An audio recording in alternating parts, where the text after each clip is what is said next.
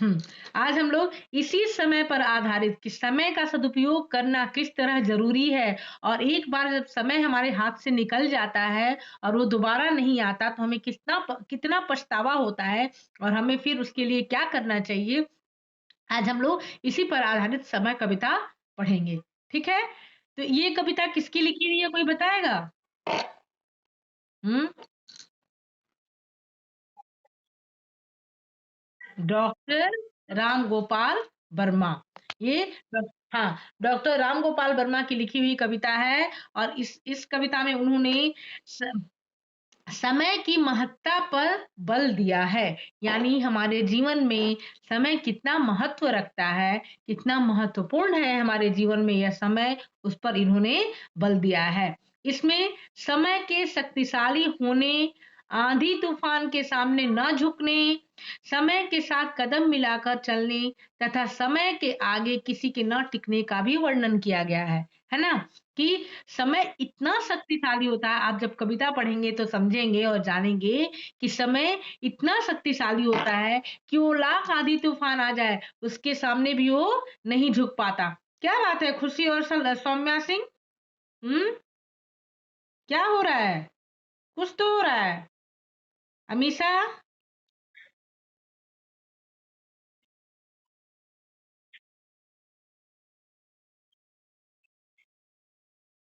अच्छा ये बात है। चलिए, कोई बात नहीं पढ़ते वक़्त भी थोड़ा-सा एंटरटेन हो जाना चाहिए। तो समय कितना शक्तिशाली है, ये इस कविता के माध्यम से हम जानेंगे कि आंधी-तूफान के आगे भी उसके सामने भी समय नहीं झुकता है, यहाँ तक कि ये अपने सामने किसी को टिकने ही नहीं देता है। कौन? समय। समय के साथ कदम मिलाकर अगर आप नहीं चलेंगे, तो वो आपको पीछे छोड़ देगा और वो आगे बढ़ता रहेगा, वो आपके लिए नहीं रुकेगा। आपको उसके साथ-साथ कदम मिलाकर चलना होगा। कब तक? जब तक आप अपने जीवन में सफलता हासिल नहीं कर लेते हैं। कोई भी काम करना हो, आप स्कूल ही स्कूल आप आते हैं और मैनेज नहीं किया जाए या आप स्कूल को छोड़ दीजिए, अभी आप ऑनलाइन क्लास कर रहे हैं। ऑनलाइन क्लास में अगर टाइम मैनेज नहीं किया जाए, किस वक़्त कौन-सा सब्जेक्ट होगा, कौन-सा विषय होगा और कितने देर तक बच्चे एक विषय को पढ़ेंगे, अगर उसको मैनेज करके हम लोग नहीं चले, उसका रूटीन नहीं बने, तो क्या आप लोग पढ़ लेंगे, नहीं पढ़ पाएँगे। होगा क्या कि मान लीजिए कोई टीचर सोचेंगे कि आज सबसे पहले 9 बजे ही मैं अपना सब्जेक्ट ले लूँ, दूसरे टीचर सोचेंगे कि चलो आज मैथ्स ले लेता हूँ, कोई सोचेगा कि आज इंग्लिश पहले ले लेता हूँ। तो अगर इस ढंग से होगा और आप में भी कोई मैथ्स पढ़ना चाहेगा, कोई हिंदी पढ़ना चाहेगा, कोई इंग्लिश पढ़ना चाहेगा, तो ये ऐसे क्या होगा कि सारे टीचर का अलग-अलग सब अपना-अपना आईडी भेज देंगे, आप अपने-अपने ढंग से चलाना शुरू कर देंगे, अपने-अपने समय में पढ़ना शुरू कर देंगे। तो उससे क्या होगा? कोई भी ढंग से नहीं पढ़ पाएगा। मान लीजिए कि मैं अगर 9 बजे हिंदी पढ़ाना चाहती हूँ, कुछ बच्चे हिंदी पढ़ना चाहते हैं और 9 बजे के क्लास में बैठ गए और कुछ बच्चे और आईडी सारे टीचर ने अपने उसी टाइम पे भेज दिया है। कुछ बच्चे मैथ्स पढ़ना चाहते हैं तो मैथ्स की क्लास में बैठ गए आईडी खोल के। कुछ बच्चे इंग्लिश पढ़ना चाहते हैं तो इंग्लिश के क्लास में बैठ गए 9 बजे के क्लास में ही। तो इससे क्या होगा? मैं जो पढ़ाऊँगी मात्र 4-5 बच्चे ही पढ़ पाएँगे। मैथ्स जिसको पढ़ना होगा उसमें 4-5 बच्चे पढ़ पाएँगे। तो टाइम का मैनेजमेंट नहीं हो पाएगा अगर, तो जो हमारा सिलेबस है वो सही समय पर नहीं पूरा होगा। आप जो पढ़ना चाहते हैं, जो समझना चाहते हैं, वो सही समय पर नहीं पूरा होगा। यानी कहने का मतलब ये कि हर काम के लिए हमें समय को मैनेज करना ज़रूरी है। आपका 9 बजे से क्लास है, अगर आप सुबह 6 बजे तक नहीं उठते हैं, साढ़े 6 तक नहीं उठते हैं, तो या 7 बजे भी आप बच्चे हैं तो चलो जाड़े का मौसम है, आपको 7 बजे भी मैंने कहा, 7 बजे तक नहीं उठते हैं, तो क्या आप समय पर नहाकर, नाश्ता करके पढ़ने बैठ जाएँगे? नहीं, क्योंकि सर्दी का मौसम जो होता है वो थोड़ा मतलब बहुत जल्दी-जल्दी समय भागता है और ठंड के कारण जल्दी-जल्दी हम काम भी नहीं कर पाते हैं। तो और आपको 9 बजे से 2 बजे तक आप लेकर चलिए कि 2 बजे तक आपको पढ़ते रहना है, स्कूल का ऑनलाइन क्लास हो रहा है तो आपको करना है। तो आप अगर नाश्ता करके नहीं बैठते हैं तो आपको पढ़ने में मन नहीं लगेगा, हुँ? आप फ्रेश होकर नहा कर नहीं बैठेंगे, तो आपकी इच्छा नहीं होगी पढ़ने की। मान लीजिए आपने सोचा कि चलो एक क्लास कर लेते हैं, दूसरे क्लास में जल्दी से नहा लेंगे, 15 मिनट का जो ब्रेक रहेगा। उस 15 मिनट के ब्रेक में हो सकता है कि कोई दूसरा काम आ जाए। हो सकता है आपको कोई होमवर्क मिला है, आपने वो पूरा नहीं किया तो उस 15 मिनट में आप करने लगे। तो टाइम तो आपने मैनेज नहीं किया, तो इससे क्या होगा कि आपका सुबह से लेकर शाम तक का रूटीन सारा गड़बड़ हो जाएगा। आप कुछ नहीं समझ पाएँगे, उस दिन आपका दिन ही खराब होने लगेगा। क्यों? क्योंकि आपने कोई भी काम समय पर नहीं किया था। तो हर काम के पीछे समय का सदुपयोग ज़रूरी है। समय से आप कोई काम अगर नहीं करेंगे, तो आपकी भी किसी भी काम में सक्सेस नहीं होंगे। तो ये तो आपके डेली रूटीन के बारे में मैंने बताया कि अगर आप समय से नहीं अगर हम लोग ही समय पर नहीं जगे, समय पर तैयार नहीं हुए, रेडी नहीं हो आपको पढ़ाने के लिए, तो क्या 10 बजे तक हम लोग फ्रेश होकर घर का नाश्ता बनाकर, बच्चों को खिलाकर, बच्चों को पढ़ने के लिए बैठाकर ऐसा कर सकते हैं? क्योंकि सिर्फ एक आपका ही क्लास नहीं है, एक दिन में हमारा भी 2-3 क्लास होता है और समय पे सबको क्योंकि हमारे पास भी बहुत सारी ज़िम्मेवारियाँ हैं, सिर्फ एक स्कूल का काम तो है नहीं, घर में हम लोग रहते हैं। तो सबके पास अपने-अपने ढंग से हर तरह की ज़िम्मेवारियाँ हैं। तो उस ज़िम्मेवारी को सही समय पर सही ढंग से पूरा करने के लिए हमें समय का सदुपयोग टाइम मैनेजमेंट करना होगा कि इतने बजे उठ जाएँगे, इतने बजे तक ये काम कर लेंगे, इतने बजे तक नाश्ता बन जाएगा, इतने बजे तक स्नान कर लेंगे, इतने बजे तक पूजा कर लेंगे, इतने बजे से बच्चों को पढ़ाने बैठ जाएँगे।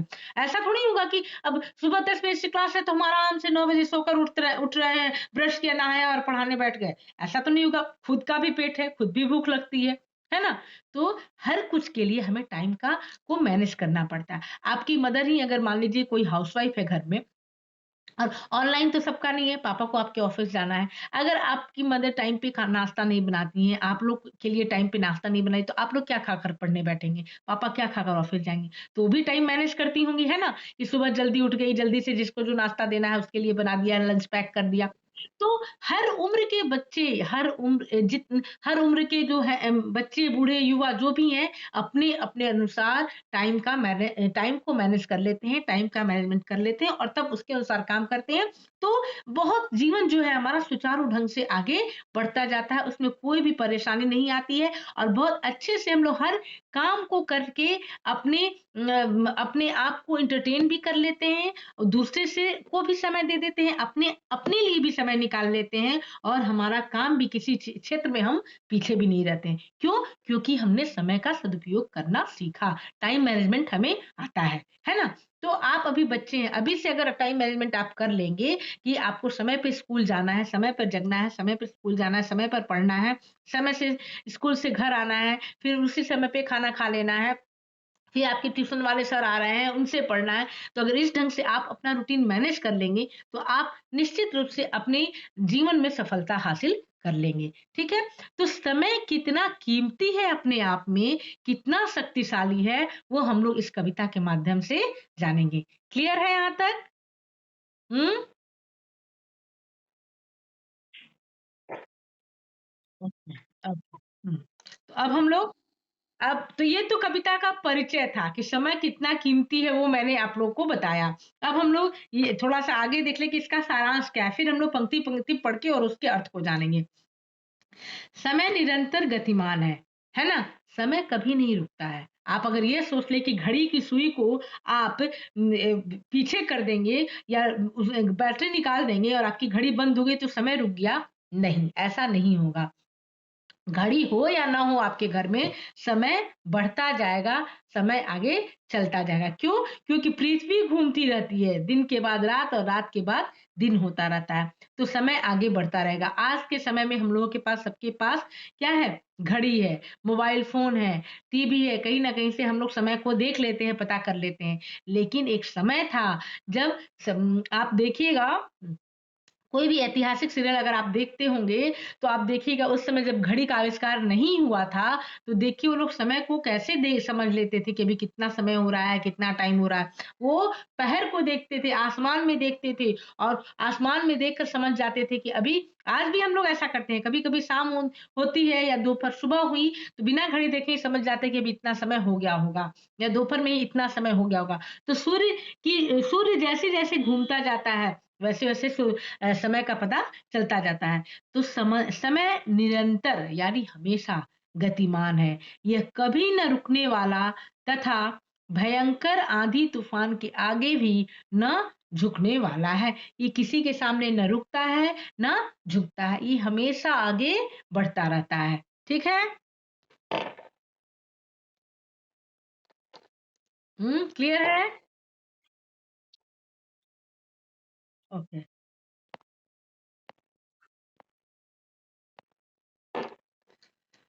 आगे देखिए। मनुष्य को समय के साथ चलना चाहिए, क्योंकि समय मनुष्य के साथ नहीं चलता है। मनुष्य को अगर सफलता हासिल करनी है अपने जीवन में, तो समय के साथ चलना होगा। समय आपके साथ नहीं चलेगा। अगर 9 बजे से क्लास है और आपका समय, आप सुबह जग कर नहीं उठे हैं समय से 7 बजे, 8 बजे, 1 घंटे पहले या 2 घंटे पहले, तो अगर आप ये सोच लें कि घड़ी रुक जाएगी और आप जब फ्रेश हो जाएँगे 10-11 बजे तक, और तब जब आराम कर लेंगे, नाश्ता कर लेंगे, नहा लेंगे और तब आप पढ़ने बैठेंगे और तब 9 बजेगा, तो ऐसा नहीं होगा। 9 तो अपने समय पर ही बजेगा। टीचर तो अपने समय पर ही ऑन करेंगे अपने मोबाइल या अपने लैपटॉप को। बच्चे आपके जो मित्र हैं, वो समय पर ही वहाँ उपस्थित होंगे। तो समय आपके साथ, आपको समय के साथ चलना है। समय आपके साथ नहीं चलेगा और नहीं समय आपके साथ समय आपके लिए रुकेगा।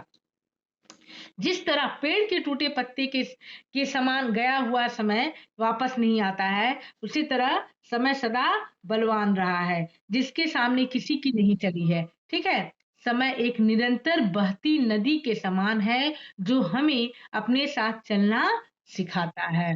जिस तरह नदी हमेशा बहती रहती है, समय भी उसी तरह चलता रहता है और हमें उस समय के साथ-साथ आगे बढ़ते रहना है।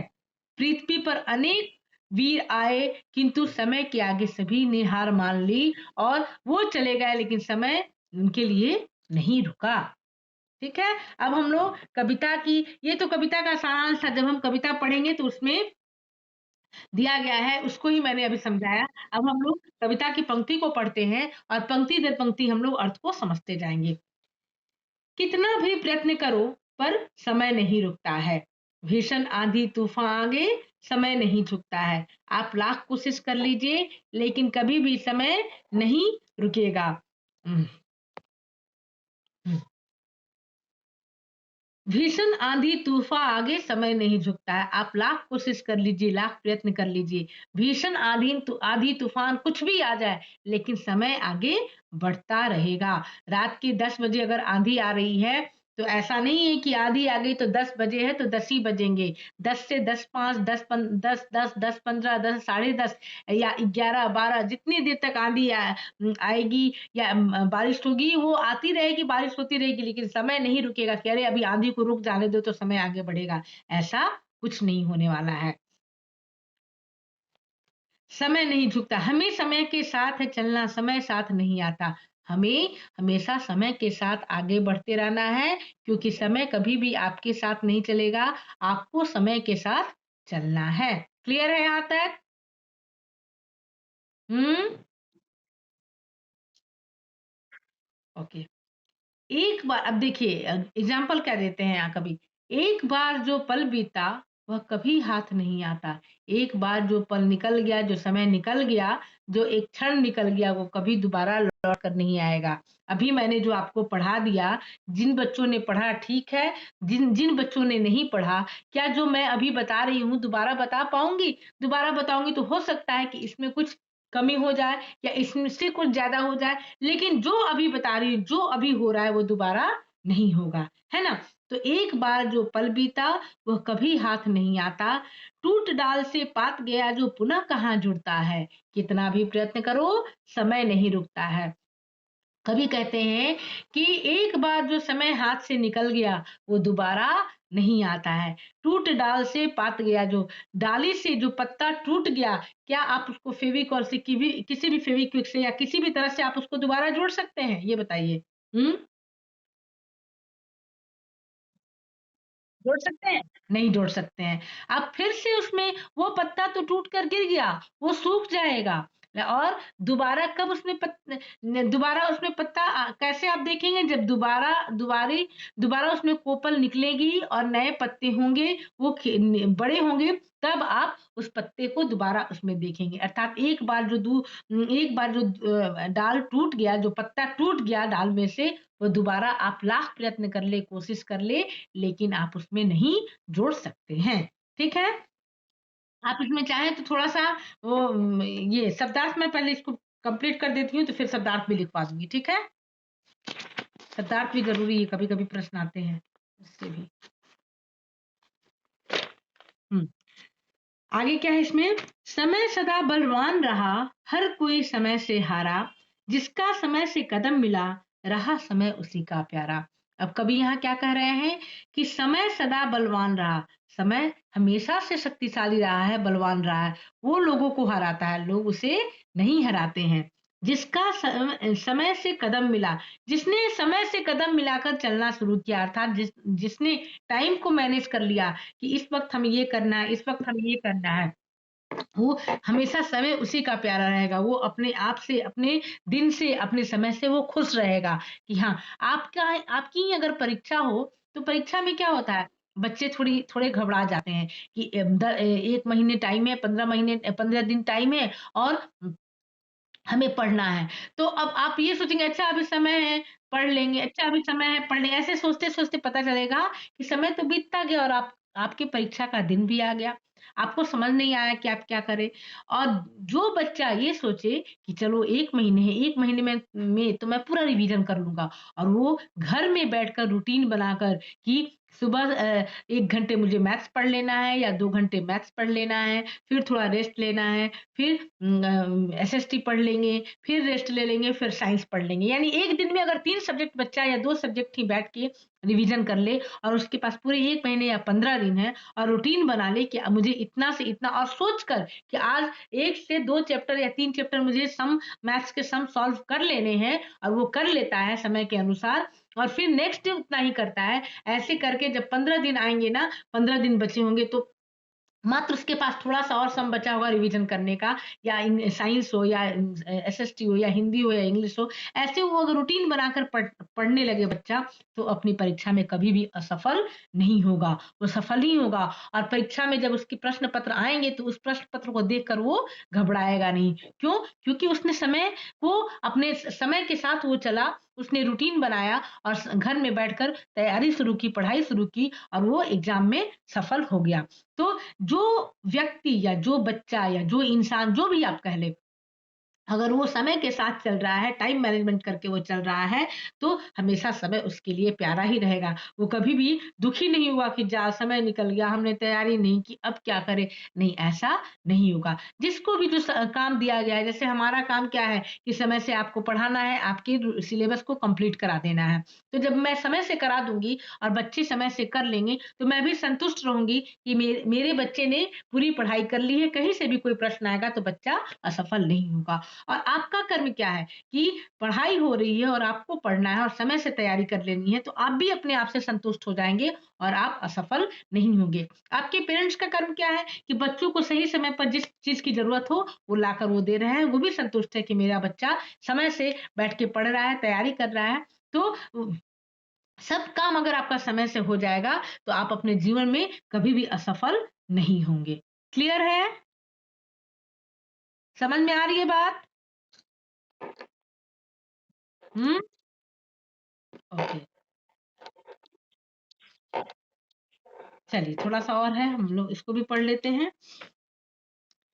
समय से पहले जो सोचे जीवन में वही उठता है, कितना भी प्रयत्न करो समय कहाँ रुकता है। देखिए अभी मैंने बताया ना कि परीक्षा आपकी 1 महीने बाद है और आपने 1 महीने पहले ही रिवीज़न करना सोच लिया कि अब मुझे रिवीज़न करना शुरू कर देना है, तो कभी भी आप असफल नहीं होंगे। समय से पहले जो सोचे जीवन में वही उठता है। अर्थात समय से पहले अगर आपने अपना काम कर लिया और आप उसमें असफल हो गए, तो आप निश्चित रूप से अपने जीवन में भी सफल होंगे क्योंकि आप समय से हर काम को कर रहे हैं। ये एक-एक मिनट आपके लिए कीमती है। समय ये नहीं कहता है या पढ़ाई ये नहीं कहती है कि आप दिन भर पढ़ते ही रहिए। समय ये कहता है कि आप जिस वक़्त जिसका समय हो, आप उसी काम को कीजिए। सुबह उठकर आप ब्रश करके और टीवी खोलकर बैठ जाए कि नहीं आज मुझे कुछ नहीं करना, मैं बैठ के टीवी देखता रहूँगा, तो आपका समय तो निकल रहा है। हुँ? अब आप समय से कोई काम नहीं कर रहे, जब आपको जब नाश्ता करना था या जब पढ़ाई करनी थी तो आप टीवी देखने बैठ गए। आपको अब मान लीजिए कि आप सुबह उठ के ही ब्रश करके और बिना नाश्ता किए या मैं ही बिना नाश्ता बनाए टीवी देखने बैठ जाऊँ और जब टीवी देखने लगूँ अचानक मुझे भूख लगेगी, तो वो तो खाने का टाइम है। तो अब फिर से मुझे अभी फिर उठना पड़ेगा, हम मुझे नाश्ता बनाना पड़ेगा, तो मैं नाश्ता करूँगी या दूसरों को कराऊँगी। तो उस वक़्त काम है पढ़ने का या पढ़ाने का, तो उस वक़्त नाश्ता बनने लगा या बनाने लगी। तो मैं एक छोटा एग्ज़ाम्पल देती हूँ कि समय से पहले जो सोचे जीवन में वही उठता है। अर्थात जो जिस चीज़ का समय था आपका, आपको जो करना है, आपको पता है कि आपकी परीक्षा होगी, परीक्षा नहीं रुकेगी। हर बच्चे की परीक्षा होती है जिस स्टैंडर्ड में वो होता है। तो आपने पहले ही ये सोच लिया कि नहीं मुझे 1 महीने पहले से इसकी तैयारी कर लेनी है, तो आप कभी असफल नहीं होंगे और यही सोच आपकी हमेशा बरकरार रहेगी और आप आने वाले प्रतियोगी परीक्षाओं में भी बैठेंगे और उसमें भी सफल होंगे। तो समय से पहले जो सोचे वही जीवन में वही उठता है। वही बच्चा आगे जाकर और सफल होगा। क्लियर है? है ना? ये बताइए। ओके। आगे कवि क्या उदाहरण देते हैं? इतिहास सिखाता हमें समझना, समय सिखाता चलना, जीवन हमको सिखलाता है कभी ना दिशा बदलना। कवि कहते हैं कि इतिहास की किताबों को उठाकर देख लीजिए कि जिस व्यक्ति ने या जिस राजा ने समय से युद्ध किया, समय से अपने राज्य को सँभाल लिया, वो आगे बढ़ा और उस इतिहास को जानकर, उसको पढ़कर हम लोगों ने ये जाना कि किस ढंग से हमें समय के साथ चलना है और कैसे हम समय को मैनेज करें, समय के साथ चलें। समय सिखाता चलना, जीवन हमको सिखलाता है, कभी ना दिशा बदलना और उनका जीवन जो चले गए आपने हिस्ट्री में पढ़ा होगा, इतिहास में पढ़ा होगा आपने, जो इतिहास क्या है जो बातें बीत गई, उसको ही याद करना, उसको ही दोहराना। तो आपने उसमें पढ़ा होगा कि जिस तरह युद्ध में राजा महाराजाओं ने जो थे जिन्होंने या फिर आप उन बहुत दूर ना जाकर आप ये जानिए कि आपके देश को आज़ाद कराने में कितने क्रांतिकारियों ने और कितने अहिंसावादी जो हमारे महात्मा गांधी थे, जवाहरलाल नेहरू थे, उन्होंने किस ढंग से हमारे देश को आज़ाद कराया। वो उसमें लगे रहे और हर समय यह प्रयास करते रहे कि कैसे करें और अंग्रेजों को यहाँ से भगाएँ। है ना? तो वो भी तो इतिहास ही है ना हमारा, वो इतिहास से दूर तो नहीं है। वो उसको भी हम लोग उसी में पढ़ते हैं। तो जीवन हमको सिखलाता है कभी ना दिशा बदलना। आप अपने एक उद्देश्य को पकड़िए और उस उद्देश्य को लेकर आप आगे बढ़िए। आप कभी भी असफल नहीं होंगे। ये नहीं कि आज हम ये कर लेते हैं, अब आज मन नहीं कर आधा किए, आधा अब पेंटिंग करने बैठ रहे हैं और आधा स्केचिंग कर लिए उसके बाद छोड़ दिए, बे अब मन नहीं कर रहा, नहीं करेंगे। नहीं तो फिर वो आपकी पेंटिंग तो अधूरी रह गई। आप उसमें भी अच्छा नहीं कर पाए। अब आपको मन कर गया कि थोड़ा बैठ के डांस कर लेते हैं। अब थोड़ा-सा डांस किए फिर आप थक गए कि नहीं अब नहीं करेंगे। कहने का मतलब ये है कि आप एक आप आपको अगर मन है आज कि चलो मुझे आज पेंटिंग करनी है अभी बैठकर तो पेंटिंग ही पूरी कीजिए। उसको एक मतलब एक अपना उद्देश्य बनाइए कि आज आपको उस पेंटिंग को पूरा करके रख देना है। आज आपका वो काम था आपने किया। इससे क्या होगा कि समय भी आप अगर आधा-अधूरा काम करके छोड़ेंगे, समय तो आपने उसमें लगाया लेकिन उसमें आप सक्सेस नहीं हो पाए, आपका वो नहीं बना, आपने आधा ही बनाकर छोड़ दिया, तो समय तो निकल गया आपका। आपने दूसरा काम भी नहीं किया, उस पेंट को भी पूरा नहीं किया। यानी कि हमें अपने जीवन में एक उद्देश्य लागू करना है कि हमें अपने लक्ष्य को अपने लक्ष्य के बारे में सोचना है और उस लक्ष्य को प्राप्त करने के लिए हमें समय से आगे के अनुसार काम करते रहना है, समय से चलना है। समय के दरिया में बहना जीवन एक मुक्ता है, कितना भी प्रयत्न करो, समय कहाँ रुकता है। यहाँ कवि कह रहे हैं कि समय के दरिया में बहना जीवन एक मुक्ता है। दरिया यानी क्या? ये समुद्र नहर आप कह लें, तो हमें उस समय के समुद्र में गोता लगाना है और जो गोता लगाकर और उस मोती को प्राप्त कर लेता है, वही समय का सही मायने में सदुपयोग कर पाता है। मोती का मतलब कि जो अपने जीवन में सफल हो जाता है।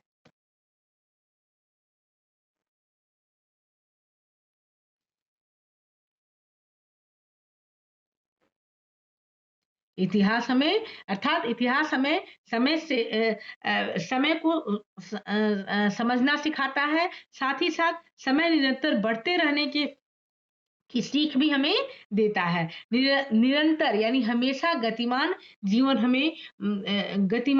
हमें मार्ग को बाधाओं में विचलित न होने की राह भी दिखाता है कि हम अपने मार्ग से विचलित न हो। हम समय के अनुसार आगे बढ़ते रहें। हमें समय रूपी दरिया में बहना चाहिए क्योंकि यह जीवन मोती के समान अनमोल है। हमारा जीवन जो है वो मोती के समान अनमोल है। हमें समय के साथ आगे बढ़ते रहना है। क्लियर है यहाँ तक? हुँ?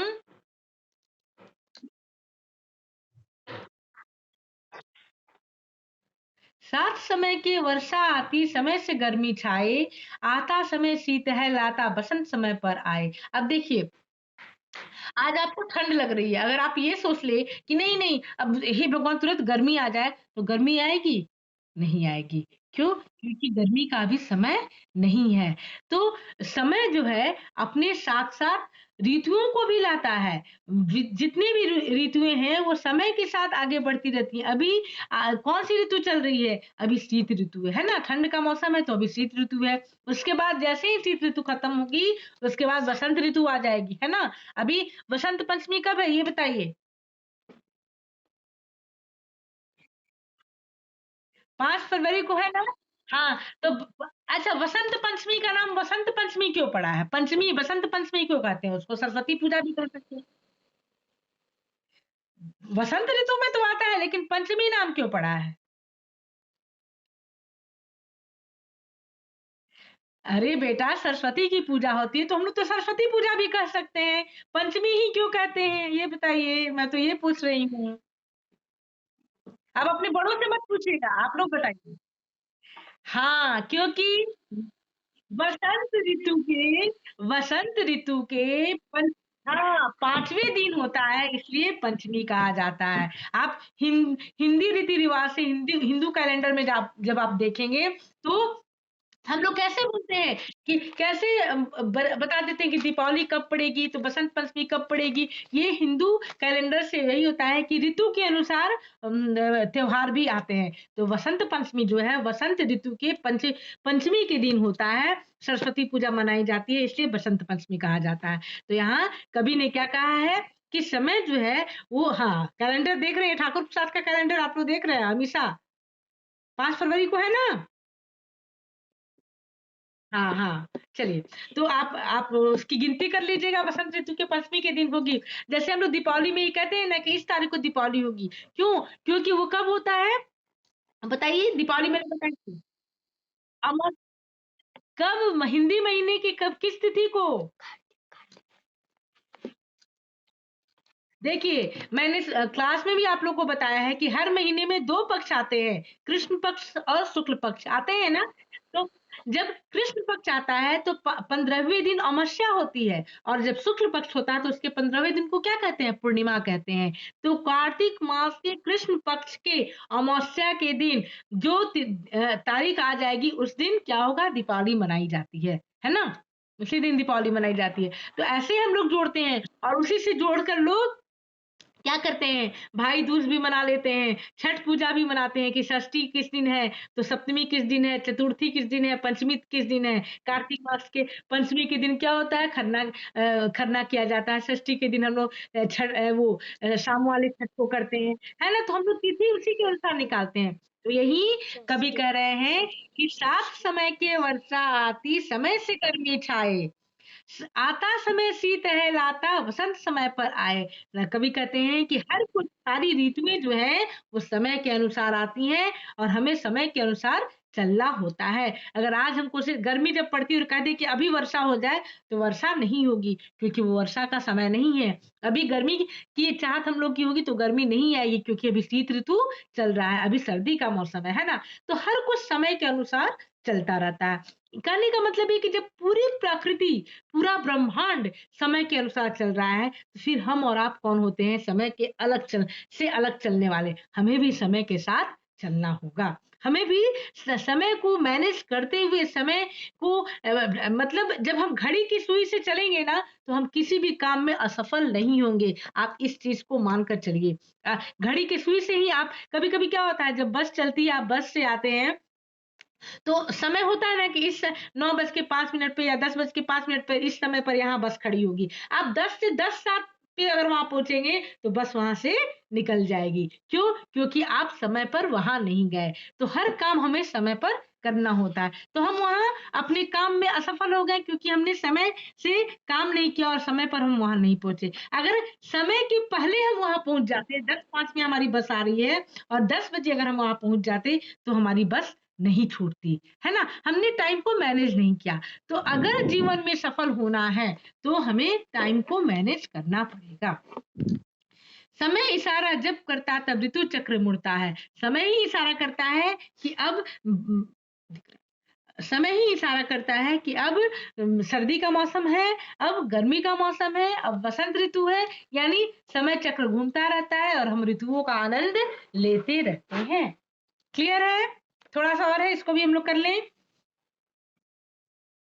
कितने योद्धा हुए धरा पर समय ने सबको मारा, समय निगल गया तूफानों को समय बना अंगारा। समय के आगे ब्रह्मांड में नहीं तूफान उठता है, कितना भी प्रयत्न करो समय नहीं झुकता है। अब यहाँ कवि क्या कर रहे हैं कि समय की ताकत का वर्णन करते हुए कवि कहते हैं कि समय के ये कि इस पृथ्वी पर अनेक ही बलशाली योद्धा पैदा हुए। है ना? जब आप इतिहास उठाकर पढ़ेंगे तो देखेंगे कि बहुत सारे बलशाली योद्धा हमारी धरती पर पैदा हुए। आप लोगों को मैंने क्लास में भी बताया था जब ऑफ़लाइन क्लास हो रहा था कि आप ऐतिहासिक सीरियल देखा कीजिए। पढ़ तो आप नहीं पाते हैं, पढ़ने का मौका भी नहीं मिल पाता है, लेकिन जब आपको इतना ही टीवी देखने का शौक है, तो आप जब भी टीवी देखें तो ऐतिहासिक सीरियल को देखिए ताकि आप अपने इतिहास को समझ सकें। मैंने अहिल्याबाई की भी चर्चा की थी, बालाजी की चर्चा की थी, अभी बाजीराव पेशवा आप चाहे तो देख सकते हैं कितने बड़े योद्धा बाजीराव पेशवा जो थे कितने बड़े योद्धा थे मतलब उतनी कब उनकी उम्र ज्यादा नहीं थी मात्र 42 साल ही वो जी पाए थे लेकिन वो अजय थे मरकर भी जीने वाले थे 42 साल की उम्र में ही बहुत सारे युद्ध को उसने लड़ाई युद्ध को उसने जीता था और कम उम्र से ही उसने लड़ना शुरू कर दिया था मात्र 14 से 15 साल की उम्र में ही वो युद्ध पे चला गया था और लड़ाई उसने शुरू कर दी थी तो कितने अनेक बलशाली योद्धा पैदा हुए जो समय का शिकार हो गए यानी लाख आप अपने देश की सेवा कर ले आप बलशाली हैं आप सबको मार कर हरा देते हैं लेकिन इसके बावजूद समय जब आपका आएगा तो आपकी मृत्यु निश्चित है आप उसमें समय को नहीं हरा सकते हैं तो यहाँ योद्धा की भी परिभाषा का भी उदाहरण दिया जा रहा है कि आप कितने योद्धा इस धरा पर आ गए और वो भी यहाँ से वीर होकर यहाँ से निकले अमर होकर यहाँ से निकल गए समय बड़े बड़े तूफानों को अपने वश में करके निकल गया है समय आग का गोला है ठीक है जिसमें सब कुछ जलकर नष्ट हो जाता है समय के सामने ब्रह्मांड में तूफान भी नहीं उठता है समय इतना शक्तिशाली इतना बलवान है कि लाख आप कोशिश कर ले समय को आप नहीं रोक सकते हैं क्लियर है समझ में आ गई बात हम्म ये इस चैप्टर को मैंने आप लोगों को नहीं पढ़ाया था मैं बी सेक्शन को पहले नहीं पढ़ाती थी इसलिए मैंने सोचा कि थोड़ा अच्छे से ही आपको इसको पढ़ा देती हूँ क्योंकि इससे प्रश्न आते हैं बेटा कभी-कभी वैसे भी 30-70 का रेशियो रहता है फाइनल एग्जाम में 30% क्वेश्चन आपके हाफ ईयरली के पहले वाले चैप्टर से आ जाएंगे और 70% क्वेश्चन हाफ ईयरली के बाद वाले जो सिलेबस है फाइनल वाला सिलेबस उससे आते हैं तो इससे प्रश्न समय से प्रश्न आता है हमेशा आता है इसलिए आप लोग इस कविता को याद कर लेंगे तो ज्यादा सही होगा और अगर कुछ समझ में नहीं आया तो मेरे वीडियो को देख लीजिएगा आप मैं तो वीडियो भेज ही रही हूँ आपको ठीक है